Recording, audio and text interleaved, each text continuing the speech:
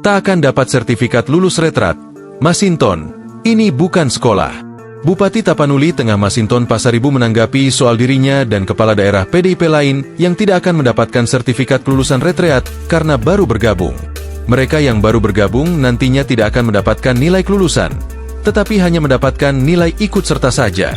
Ini kan bukan sekolah, kata Masinton saat tiba di lokasi retret, Akademi Militer, Magelang, Jawa Tengah, Senin, 24 Februari 2025. Dia merasa cukup dengan sertifikat nilai ikut serta karena yang terpenting adalah memberikan pengabdian kepada masyarakat.